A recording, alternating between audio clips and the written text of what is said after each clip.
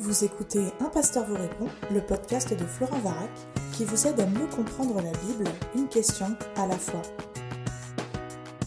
La question est posée pour cet épisode de Un pasteur vous répond.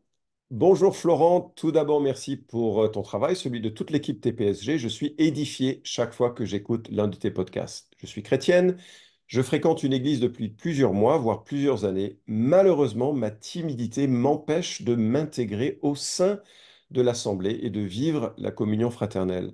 J'ai déjà fait l'effort de participer à des groupes de jeunes ou à des réunions d'études bibliques. Malheureusement, je ne me suis jamais senti à l'aise. Je souhaite sincèrement créer du lien avec mes frères et sœurs dans la foi, mais je n'arrive pas à dépasser ma timidité. Que faire? Merci d'avance pour le temps que tu accorderas à ma question. Écoute, merci beaucoup pour ta question. Et j'imagine que déjà écrire la question quand on est timide de cette manière, c'était un effort. Et donc, félicitations, c'est bien, je veux le remarquer. Et comme je ne suis pas un spécialiste des questions du cœur de la vie humaine et de son interaction avec les situations que l'on peut rencontrer, j'ai invité un ami, un frère que j'estime beaucoup, Samuel Laurent, aussi participant au travail de TPSG. Il est psychologue, il est responsable d'église. Bonjour Samuel, merci d'avoir rejoint l'émission. Ouais, salut Florent, ouais. Merci à toi de m'avoir invité. Donc moi je m'appelle Samuel Laurent, effectivement je suis psychologue plutôt spécialisé dans le travail et la santé et les organisations. Et effectivement je suis aussi responsable d'église aux côtés d'un des frères qui est à plein temps dans le pays à côté de Belfort-Montbéliard, dans le pays de Héricourt, en Franche-Comté. Et c'est un plaisir effectivement de pouvoir avoir un peu de temps pour répondre à cette question extrêmement intéressante et qui, je suis sûr, doit concerner bon nombre d'entre nous. Oui, alors tu parles de Franche-Comté, déjà tu fais rêver parce qu'il y a des aliments sympas et puis des régions très belles, n'est-ce pas, là-bas? Oui, oui, oui, carrément. Alors, effectivement, on a les meilleurs fromages au monde, ça, il n'y a pas de débat. Et il y a quand même, il reste un débat sur notre vin, l'Arbois et le vin jaune, qui divise le monde en deux, ceux qui l'apprécient à sa juste valeur et ceux qui un jour s'en repenteront, parce que c'est vraiment, pour moi, les meilleurs vins et j'espère qu'on continuera à en avoir au ciel. Écoute, je ne vais pas me prononcer sur cet aspect. Si vraiment tu es intéressé, tu peux écrire une question à TPSG à ce sujet pour un PVR. Mais sinon, tu peux nous parler un instant de ta famille avant qu'on aborde la question? Oui, bien sûr. Je suis marié à Pauline, qui est également psychologue. Alors, vous imaginez l'état mental de nos enfants. En réalité, on s'est reconverti en termes de formation un peu sur le tard. Moi, ça fait une dizaine d'années que je suis psychologue. Avant, j'étais officier volontaire de gendarmerie. Et mon épouse était enseignante en primaire. Et elle s'est reconvertie récemment et du coup, elle a repris les études, idem, pour devenir psychologue. Et elle travaille aujourd'hui depuis 2 ans dans une structure à côté de chez nous. Et on a 3 enfants et c'est impressionnant de dire aujourd'hui à quel point le temps passe vite. On a une aînée, Abigail, qui a 16 ans et ensuite une cadette, Sarah, 14 et le dernier, Ellie, qui aura bientôt 10 ans. Donc ça fait de la vie. C'est une nouvelle, c'est une saison un peu différente d'avant, mais c'est un grand plaisir. Et avec mon épouse, on est engagé, et bien sûr, dans l'église, mais aussi plus généralement à Tout pour sa gloire et dans des formations d'accompagnement biblique où on essaie de former et où on a plutôt cette vision de former les membres des églises locales pour que eh bien, les églises, dans leur culture, puissent avoir se prendre soin les uns des autres, sans forcément avoir des spécialistes, mais vraiment pouvoir à ce que le peuple de Dieu puisse eh bien, s'édifier, s'encourager les uns avec les autres. Cas, j'ai rencontré plusieurs membres de ton église et j'étais vraiment réjoui, impressionné par leur cœur, leur amour. J'ai senti une vraie solidarité, ce qui fait que je crois que tu es vraiment bien placé pour répondre à cette question, parce que les difficultés de nouer des liens dans une église ne sont pas seulement liées à la timidité, ça peut être lié à plein d'autres choses. Mais on va commencer avec la problématique de cette personne qui se livre un peu dans sa question. Qu'est-ce qu'on fait quand on est timide, qu'on veut créer du lien et qu'on n'y arrive pas? Ouais. La question, déjà, je la trouve très, très encourageante parce que dans les relations humaines, qui sont des éléments très compliqués dans notre vie, on a facilement tendance à voir que la problématique est de l'autre côté, et du côté des personnes qui ne nous accueillent pas assez, etc. Or, la personne qui pose la question déjà, elle prend conscience que, eh bien, peut-être que ça vient d'elle et qu'elle a peut-être un travail à faire, qu'elle comprend bien que, ben, dans son caractère, il y a peut-être un ou deux éléments qui pourraient être à travailler. Et le deuxième point que je trouve encourageant, c'est qu'elle a aussi conscience eh bien, que les chrétiens eh bien, doivent vivre eh bien, de cette communion fraternelle dans l'Assemblée. Et ça, je trouve ça très encourageant. Et je trouve que c'est déjà un bon point de départ que plusieurs personnes n'ont pas forcément et qui parfois est une étape nécessaire pour faire ce travail. Oui, alors Le deux, je ouais, te rejoins tout à fait parce qu'en tant que pasteur, combien de fois j'ai vu les gens accuser l'Église de ne pas oui. être ce qu'elle devrait être et parfois ils ont raison aussi, mais c'est pas par là qu'on commence. Donc c'est vrai, j'avais pas vu cet angle-là. Je vois la finesse du psy là. Et c'est excellent. Effectivement, il y a beaucoup d'authenticité et de compréhension de soi dans ce qu'elle dit. Ouais, tout à fait. Et du coup, la question de la timidité, qui n'est pas forcément très présente dans la Bible, en général, on la contextualise dans les relations humaines. On est rarement timide vis-à-vis de notre canapé ou de notre lampe de chevet, mais essentiellement vis-à-vis des êtres humains. On le caractérise de cette manière-là. Et en général, la timidité, on la classe plutôt dans les émotions de la peur ou de la crainte. Alors, des fois, c'est pas très populaire de dire ça, mais en réfléchissant bien, c'est toujours une appréhension que l'on a vis-à-vis des personnes que l'on a autour de nous ou vis-à-vis de la relation que l'on va chercher à tisser.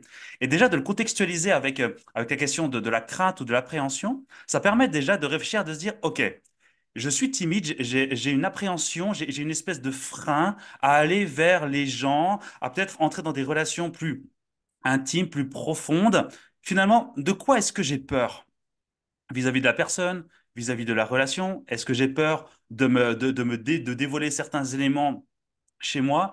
Et je trouve que déjà, ça, c'est un bon premier travail à faire, de se dire, OK, quels sont les freins qui fait que j'arrive pas à m'intégrer et à tisser ces relations, alors que des fois, j'en vois, il y a beaucoup de personnes autour de moi qui, finalement, ne se posent pas ce genre de questions, alors que moi, effectivement, ce frein et cette peur qui fait que ben, je n'arrive pas à approfondir les relations que j'ai avec ceux qui sont autour de moi. Donc, quelque part, la première étape que tu proposes, c'est de réfléchir au pourquoi. Quelles sont les causes dans le sens de qu'est-ce que je crains dans dans le fait de nouer une relation ou de me C'est ça. rapprocher de quelqu'un. Et en fait, cette crainte, elle peut venir de nombreux éléments. Ça peut être lié à la manière dont on a été éduqué. On sait très bien que ben, dans certaines familles, on est plutôt proactif dans la rencontre, les relations humaines, les nouveautés, etc. Et d'autres où il y a quelque chose de plus restreint. Ça peut être aussi des mauvaises expériences. Hein. Tu parlais tout à l'heure parfois de l'Église qui n'est pas forcément aussi accueillante qu'elle devrait être parce qu'on est tous imparfaits. Et peut-être que la répétition de certaines expériences fait que, eh bien, on a créé des habitudes et des croyances dans notre tête qui fait que ben, les relations humaines, c'est pas ça. Ça peut être aussi des choses plus individuelles où eh bien, on a pu être trahi ou déçu par ces relations. Et tous ces éléments-là, en fait, eh bien, ils s'entremêlent un peu dans notre tête, dans notre cœur. Et parfois, eh bien, ça modifie, ça influence notre caractère pour parfois produire eh bien, des formes de timidité et de crainte vis-à-vis de l'être humain. Ouais. Alors, quelle serait la seconde étape, s'il y en a une? Moi, je pense que la seconde étape, c'est déjà de reconnaître ces éléments-là et finalement de se dire, qu'est-ce que la Bible me dit et comment est-ce que Dieu m'encourage par rapport à ces relations humaines? Et je pense il y a plein d'éléments sur lesquels on peut s'appuyer. Le premier point, c'est que Dieu est souverain et que il a prévu déjà, d'une part, l'Église, d'autre part, de le vivre ensemble, mais aussi, eh bien, le fait que ben, les relations que l'on a, toutes les relations humaines que l'on aura dans notre vie, est prévu par Dieu. Il y a pas de hasard, il n'y a pas de choses aléatoires. Et on peut avoir confiance en Dieu dans les relations que l'on a autour de nous, à ce que bien, et il les ait placées pour des raisons particulières. Le deuxième point, ce serait de se dire, c'est un des passages, et je ne l'ai pas noté, c'est de ne pas présupposer du mal des autres. souvent la timidité est davantage liée à une crainte de l'homme à à quelque chose de personnel. Et donc, lorsqu'on craint les personnes que souvent on n'a jamais rencontrées, si on les craint, ça veut dire qu'on présuppose quelque chose de chez eux. On croit quelque chose des personnes que l'on a en face de nous. Et lorsqu'on a peur, c'est souvent on croit que les personnes sont potentiellement un danger pour nous. Et ça, je pense que on peut aussi travailler ça, de se dire, mais en fait, je crains les gens alors que je les ai jamais rencontrés, on n'a jamais discuté, ou alors bien au contraire, j'ai déjà eu des discussions avec eux. Ils sont super sympas. On a déjà passé des bons moments ensemble. Pourquoi est-ce que, eh bien, cette crainte, ces présuppositions m'empêcheraient du coup d'aller, eh bien, au-delà dans des relations plus profondes, etc. Et le dernier point, je dirais aussi, c'est que pour nouer des relations, c'est sûr on le sait, au niveau de la taille des groupes et dans l'intégration des gens, il est plus facile d'intégrer des personnes dans des petits groupes que dans des grands groupes. On est plus à l'aise dans des petits groupes que dans des grands groupes pour créer des liens et tisser des relations. Et ça aussi, je pense que ça peut être aussi un élément à réfléchir, c'est de se dire quels sont les lieux et les temps propices, puisque je suis timide, pour aller vers les autres. Et là, je conseillerais du coup de plutôt aller dans des petits groupes ou dans des relations plutôt duelles, etc., plutôt que de tenter dans des choses où il y a des plus grands groupes avec des éléments plus intimidants. Il est plus difficile de parler à un groupe de maison où il y a 15 personnes que dans un petit groupe de croissance où on est deux ou trois. Oui, tout à fait. Donc, euh, tu évoques un peu le contexte dans lequel il serait plus facile de chercher à s'intégrer. Est-ce que le sentiment de mal-être que l'on peut expérimenter en tant que personne timide dans un groupe, petit ou grand, est-ce qu'il va disparaître? Est-ce que c'est ça l'objectif qu'il faut rechercher? Ou bien au contraire, est-ce que l'on doit quelque part apprendre à vivre avec? Ouais. Alors, il y a pas de formule toute faite par rapport à ça, mais ça, c'est le sentiment et le ressenti que l'on a, c'est un signal de notre cerveau qu'on le veuille ou non. Et ce signal, en fait, c'est un léger stress qui fait qu'on perçoit potentiellement un danger. Et normalement, euh, la manière la plus efficiente pour pouvoir combattre effectivement ces émotions qui peuvent être illégitimes, c'est de les expérimenter pour qu'à un moment donné, par habitude, par répétition, eh bien, le cerveau constate qu'il n'y a pas de danger et que, eh bien, le ressenti diminue. Cependant, je ne crois pas qu'il faille se baser sur son ressenti, ni même attendre que le ressenti disparaisse. Lorsqu'on lit les Écritures et dans le Nouveau Testament, il y a des dizaines et des dizaines de mentions de l'expression les uns les autres. Donc on voit bien qu'il y a une ordonnance qui est claire de Dieu par rapport au fait de vivre en communauté, de se supporter, se confesser les péchés les uns les autres, de parfois se reprendre les uns les autres.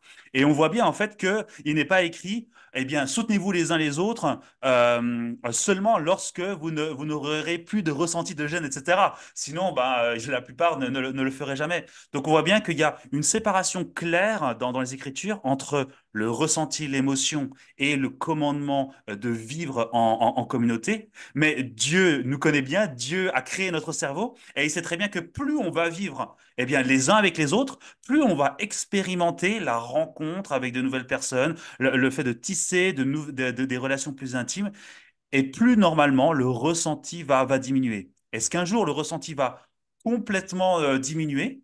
Pour certaines personnes, c'est le cas. Pour d'autres, il reste encore un léger inconfort.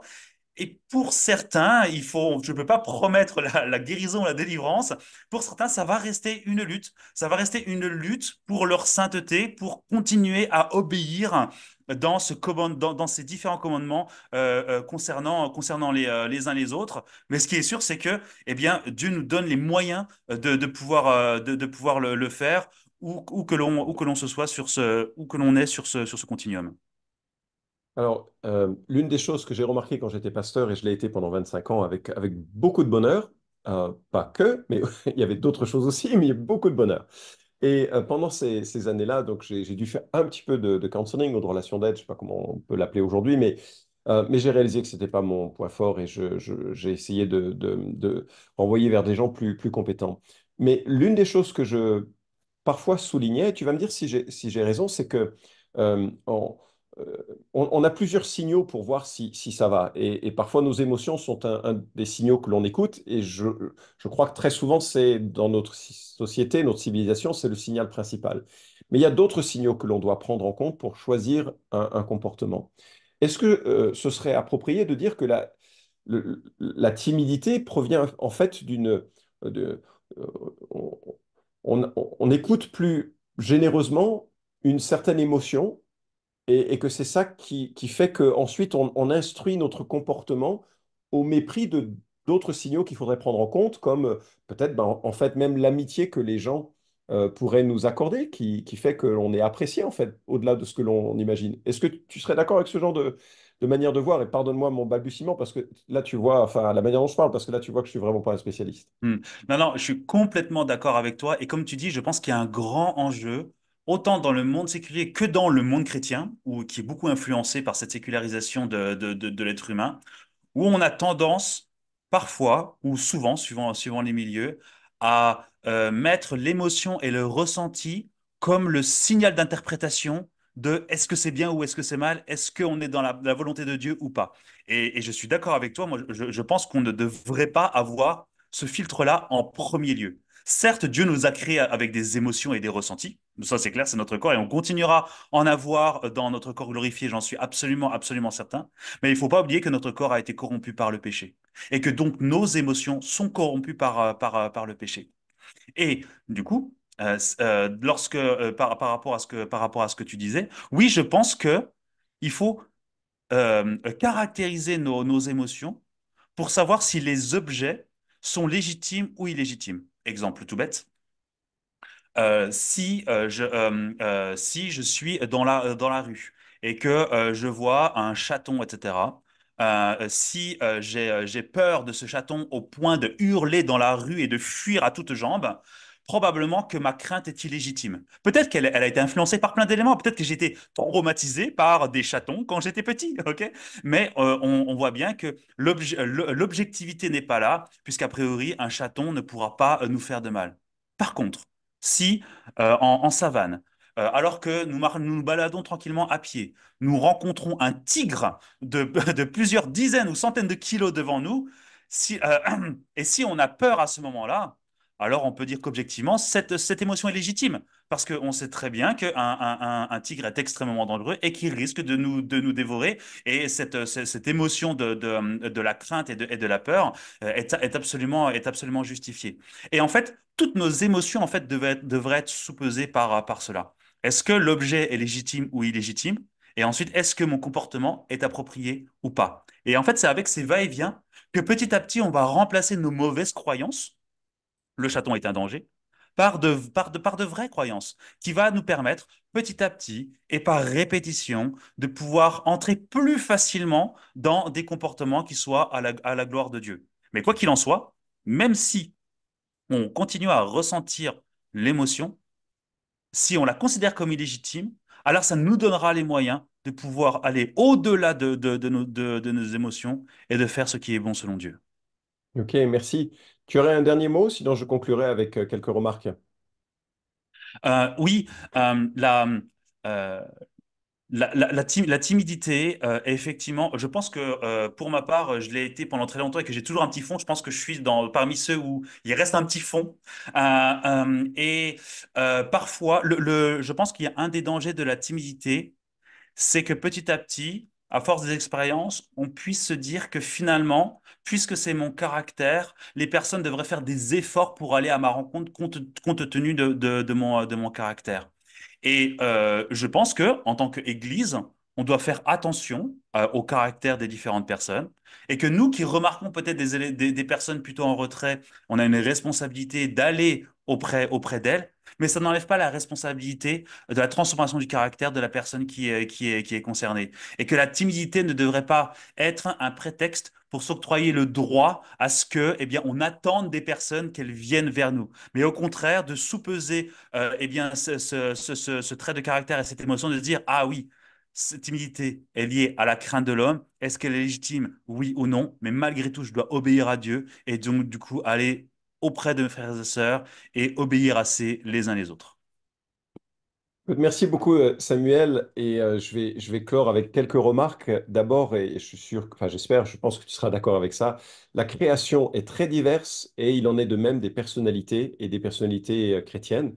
Et il ne faut pas seulement voir dans la timidité une faiblesse, il y a aussi, je crois, une beauté parce que j'imagine beaucoup plus de vie intériorisée, de réflexion, de communion peut-être avec le Seigneur plus profonde que ceux qui seraient extravertis. C'est une caricature, c'est pas forcément le cas, mais je veux dire, il y a aussi des atouts à cela et les personnalités différentes euh, euh, embellissent l'Église. Et c'est pas parce que tu es timide que ça doit être vu que tu dois te voir de façon négative comme étant vraiment le mouton à cinq pattes dans l'Église. Non, c'est une qualité aussi. C'est une manière d'être qui peut avoir de beaux fruits à l'intérieur si c'est justement compensé par d'autres choses. On sait que Timothée était timide et que Paul a dû l'exhorter justement à dépasser cela. Donc, tu es dans une catégorie d'individus qui sont bien aimés dans l'Église. Et puis, le dernier texte que je voulais évoquer, c'est 1 Pierre chapitre 1. Verset 22, l'apôtre Pierre écrit, après avoir purifié vos âmes dans l'obéissance à la vérité, en vue d'un amour fraternel sincère, aimez-vous les uns les autres ardemment et de tout cœur, vous qui avez été régénérés, non par une semence corruptible, mais par une semence incorruptible, par la parole vivante et permanente de Dieu.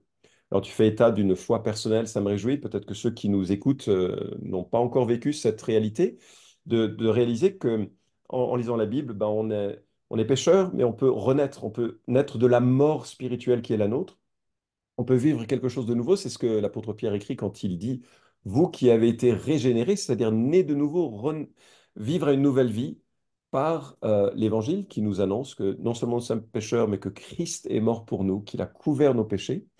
Et fort de ce fondement, l'orientation qu'il nous laisse, ben, c'est de, après avoir purifié nos âmes, donc, il s'agit de mettre tout notre cœur dans cette obéissance de la vérité, cet amour les uns pour les autres, et quelque part dépasser les sentiments qui sont les nôtres pour nous préoccuper de ce que Dieu demande. Pour toi, en tant que personne timide, ce sera probablement plus difficile que pour moi. Et donc, chaque pas que tu fais a beaucoup plus de mérite que les pas que moi je peux faire. Dieu les connaît. Et moi, j'ai d'autres difficultés à gérer dans ma vie. Elles sont aussi réelles, palpables, tangibles, embêtantes et gênantes. Et Dieu m'attend à marcher selon lui, malgré les contraintes et les difficultés que je peux avoir. On a chacun des terrains à vivre. Mais c'est fort de notre rédemption que l'on essaye d'aborder les problématiques de nos vies. Bon courage à toi. Et encore une fois, un grand merci, Samuel, d'avoir accepté de participer à cette émission et d'apporter ton expertise à la question qui a été posée. Avec plaisir, ouais. À bientôt. À bientôt. Cet épisode vous a édifié? Alors merci de le liker ou de le partager pour que d'autres puissent en profiter. Pensez aussi à vous abonner à la chaîne d'Un Pasteur vous répond pour ne manquer aucun des prochains épisodes. Enfin, si vous avez une question à poser à Florent Varac, écrivez-lui directement sur contact@toutpoursagloire.com.